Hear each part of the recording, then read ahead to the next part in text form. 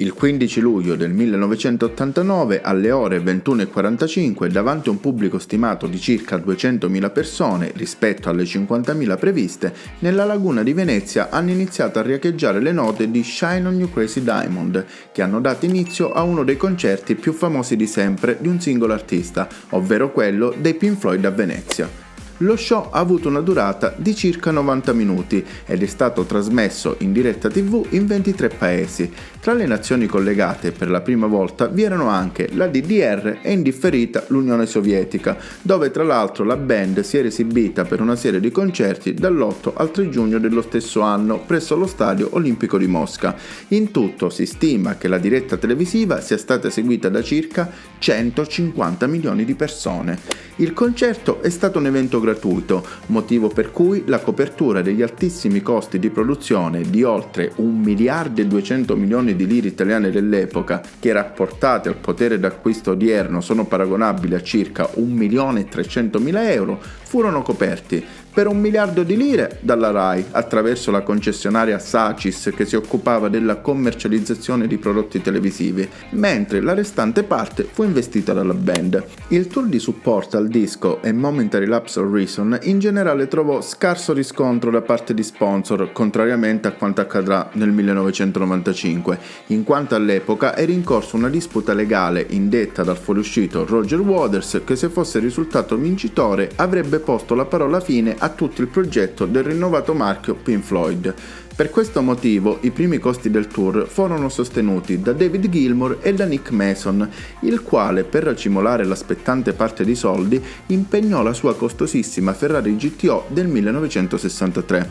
Lo stesso onere non toccò invece a Richard Wright, che prese parte a tutto non come membro effettivo della band, ma come turnista. Ciò è stato dovuto dal fatto che al momento della sua dipartita nel 1979 aveva firmato un accordo con Waters che difatti gli vietava di rientrare come membro ufficiale nel gruppo. Tutto questo non deve però far pensare che il concerto a Venezia sia stata un'operazione economica a perdere, in quanto ad esempio lo show è stato trasmesso negli Stati Uniti in pay-per-view al costo di $10 ed è stato seguito da 27 milioni di telespettatori. Se si aggiungono a questi i ricavi pubblicitari per gli spot andati in onda prima del concerto e dopo, fate un po' voi i conti. Data la sua centralità a livello economico, la diretta satellitare ha dettato, oltre alla posizione decentrata del palco per facilitare le riprese, anche i tempi del concerto, motivo per cui lo spettacolo che il gruppo portava in tour è stato sforbiciato di 9 canzoni e anche all'interno della scaletta messa insieme per l'occasione sono stati accorciati alcuni brani, come ad esempio Shine on You Crazy Diamond, di cui è stata suonata solo la parte prima, e le parti strumentali di Money e Sorrow, che sono state ridotte. Compromesso questo mai fatto dai Pink Floyd né prima né dopo questa occasione, ivi compresa l'esibizione del Live 8. Poiché la ripresa televisiva aveva tempi molto rigidi, sul palco dinanzi a David Gilmour fu sistemato un orologio digitale con cronometro e nella scaletta furono segnati la durata prevista per ogni singolo brano, con i relativi tempi di inizio e fine degli stessi. Qualora i Pink Floyd avessero sforato, sarebbe stato compito del chitarrista coordinare tutti per rientrare nei tempi previsti.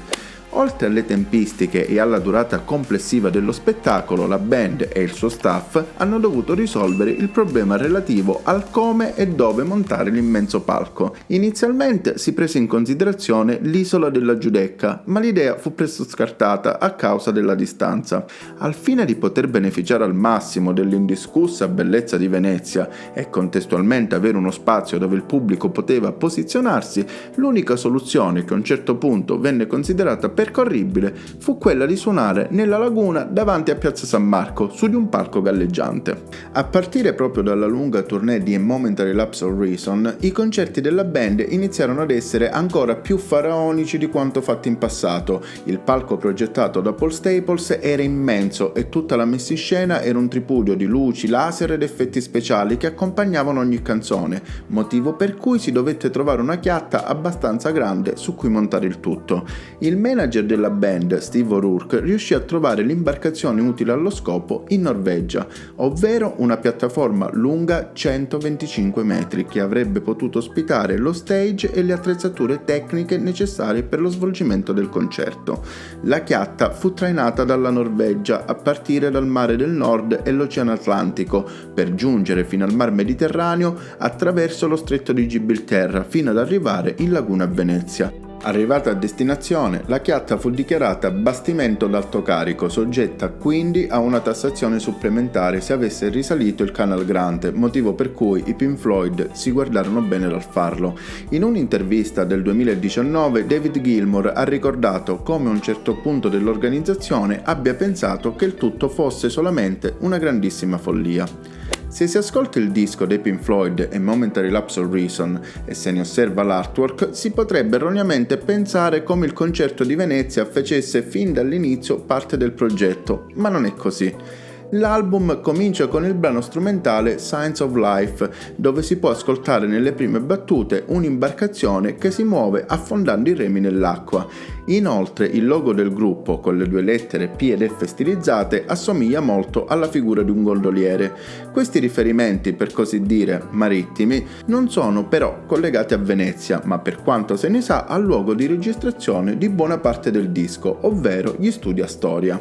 Astoria è una casa galleggiante ormeggiata sul Tamigi vicino ad Hampton Court, appena fuori Londra, costruita dall'impresario Fred Carno, che vantava tra le file della sua scuderia artisti del calibro di Charlie Chaplin e Laurel e Hardy, conosciuti in Italia come Stanlio ed Ollio. Nel 1986 la proprietà è stata acquistata da David Gilmour, il quale, stanco di lavorare in studi di registrazione senza finestre e luce naturale, ha attrezzato la casa con gli ultimi ritrovati tecnologici in fatto di ingegneria del suono, che permisero al gruppo di lavorare per la prima volta, in occasione del disco del 1987, in digitale.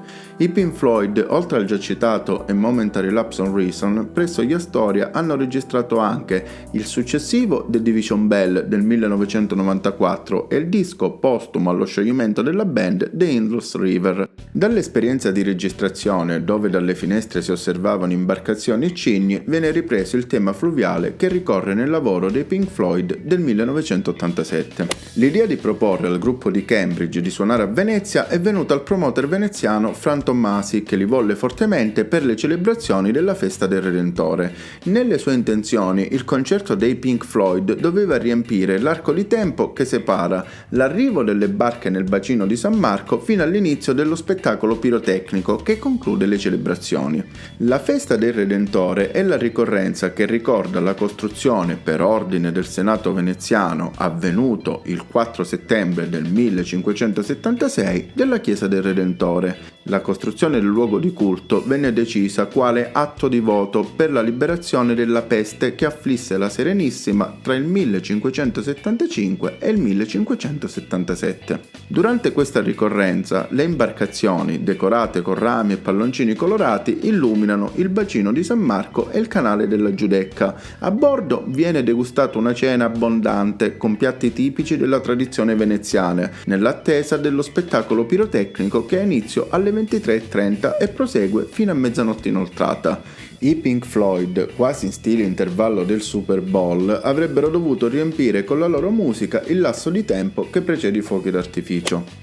Non appena il progetto iniziò a prendere forma, cominciarono a sorgere i primi dubbi e le prime polemiche. Grande promotore dell'evento fu l'allora vice premier del governo De Mita, Gianni De Michelis, anch'esso veneziano, il quale, poiché aveva intenzione di candidare la sua città natale per l'Expo del 2000, vedeva nel concerto dei Pink Floyd la prova generale di quello che sperava potesse essere l'esposizione universale. Forse per questo motivo si decise di promuovere lo spettacolo con il titolo Pink Floyd a Venezia, un concerto per l'Europa. D'altro lato invece c'era la città, dove se l'assessore alla cultura dell'epoca, Nereo Laroni, caldeggiava l'evento, d'altro canto vari esponenti del Partito della Democrazia Cristiana erano contrari. Tra le preoccupazioni principali vi erano quelle legate alla presenza e alla gestione del grossissimo afflusso di persone che sarebbero giunti in città e di conseguenza il riuscire a garantire l'incolumità di tutto il patrimonio artistico. Per questo motivo la la giunta comunale pose alla band un limite di 60 decibel che però venne superato fino a raggiungere la quota di 92. Questo era stato deciso al fine di preservare gli edifici storici, tuttavia durante lo spettacolo pirotecnico i decibel raggiunti furono 107, lasciando immaginare come la scelta fosse solo un'operazione fatta al fine di ostacolare il concerto. Inoltre, per ammissione del batterista Nick Mason,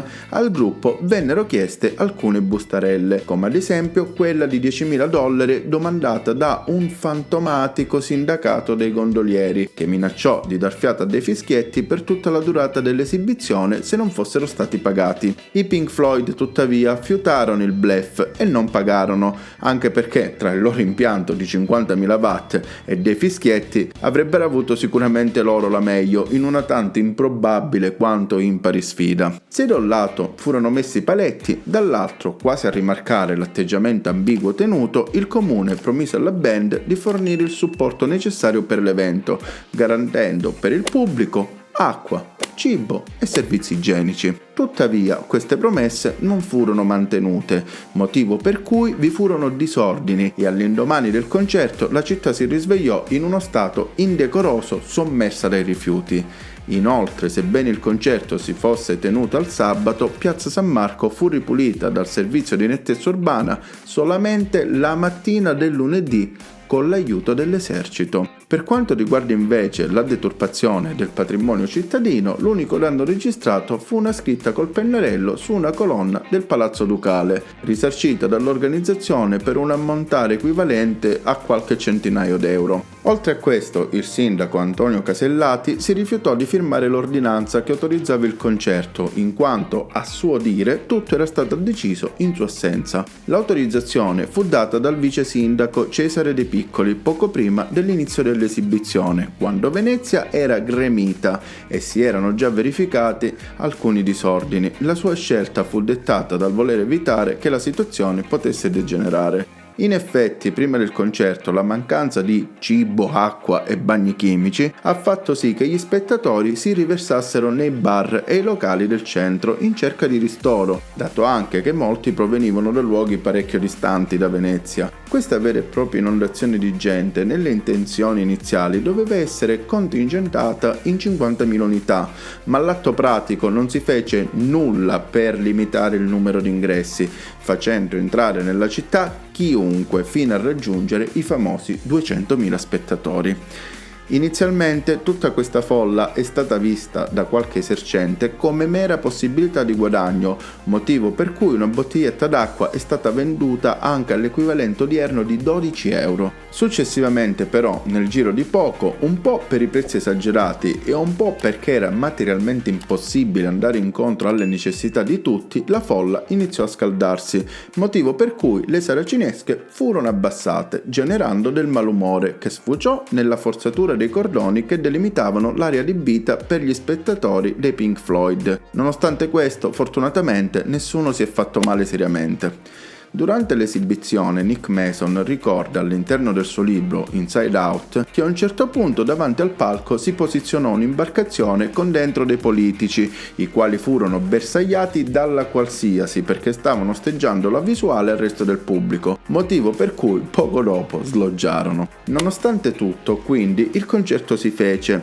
e in un modo o nell'altro è passato alla storia, nonostante il palco sistemato un po' a lato per facilitare le riprese e nonostante il fiume di polemiche che portò la giunta comunale a dimettersi il 24 luglio, ovvero 9 giorni dopo il concerto. Tuttavia, l'organo rinominato vedeva al suo interno buona parte dei membri dimissionari, tanto che la stampa ironizzò sulla cosa chiamandolo sui giornali la giunta fotocopia. Il concerto è entrato nell'immaginario collettivo dei veneziani, tanto che la band reg che canta in dialetto Pittura Fresca ha dedicato un brano all'evento dal titolo Pink Floyd, dove il cantante racconta di come non sia riuscito ad arrivare nell'area che ospitava il concerto a causa della grande confusione e dello sciopero dei mezzi locali indetto proprio quel giorno. Nel 2019 è stata organizzata dall'associazione culturale Floydeseum presso il centro Le Barche a Mestre una mostra fotografica a 30 anni dall'avvenimento per celebrarlo. Se siete curiosi, su YouTube è possibile rivedere l'esibizione, anche se al riguardo non esiste nessuna pubblicazione ufficiale da parte del gruppo.